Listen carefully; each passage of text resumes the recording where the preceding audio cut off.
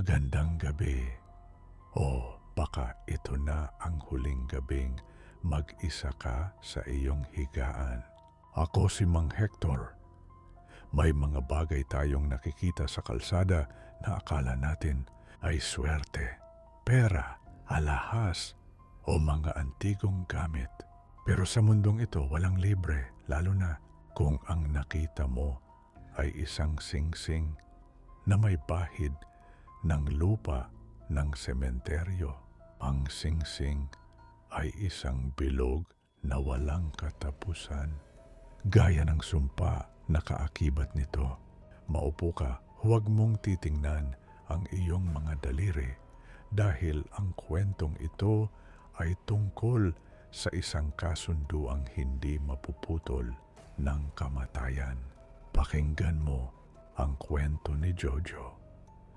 At manalangin ka na huwag kang makakita ng kinang sa gitna ng dilim.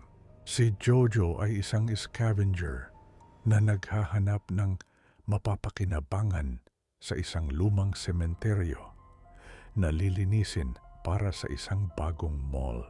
Sa gitna ng mga gumuhong nicho, nakakita siya ng isang gintong singsing na may pulang bato. Kahit na alam niyang galing ito sa isang butas na kabaong, kinuha niya ito. Pandagdag din to sa pambayad ng utang ng bulong niya. Isinuot niya muna ito sa kanyang kalingkingan para hindi mawala. Ngunit nang subukan niyang hubarin ang singsing pag-uwi sa bahay, hindi na ito gumalaw. Tila ba naging bahagi na ito ng kanyang buto? Nang gabing iyon, napanaginipan ni Jojo ang isang babaeng nakasuot ng madungis na wedding dress. Ang babae ay walang mga mata. Puro uod ang lumalabas sa kanyang bibig at ang kanyang kalingkingan ay putol. Nahanap mo na ang singsing ko, Jojo. Nahanap mo na ang ating pangako. Bulong ng babae sa kanyang panaginip. Nagising si Jojo na may amoy ng embalsamo sa kanyang kwarto. Ang kanyang daliri kung saan nandoon ang singsing ay nagsimulang mangitim at mabulok. Pero wala siyang nararamdamang sakit. Sa halip, nararamdaman niya ang isang malamig na presensya sa kanyang tabi tuwing gabi. Sa tuwing titingin siya sa salamin, nakikita niya ang babaeng nakabelo na nakayakap sa kanya mula sa likuran.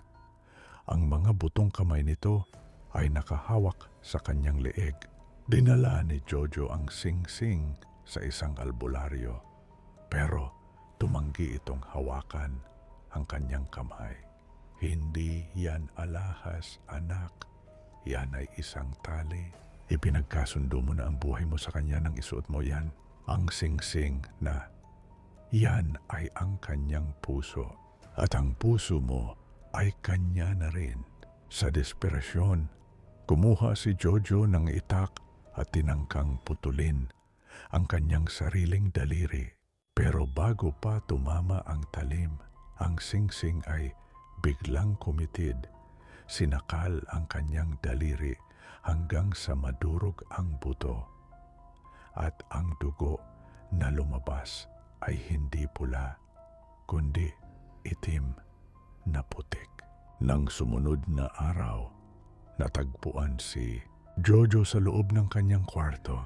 Wala siyang malay, pero ang kanyang katawan ay tuyot na parang isang mummy na ilang dekada ng patay. Sa kanyang kalingkingan, ang singsing ay kumikinang na parang bago ang mas nakakatakot. Sa tabi ni Jojo, may isang bakanteng wedding dress na nakalatag at sa loob ng damit na iyon, may naririnig na mahinang tibok ng puso. Ang singsing ay nawala sa daliri ni Jojo at muling natagpuan sa kalsada ng isang batang naglalaro. Ikaw, mahilig ka ba sa mga antigong alahas? Tignan mong mabuti ang singsing na suot mo. Baka hindi lang ikaw ang nagmamay-ari niyan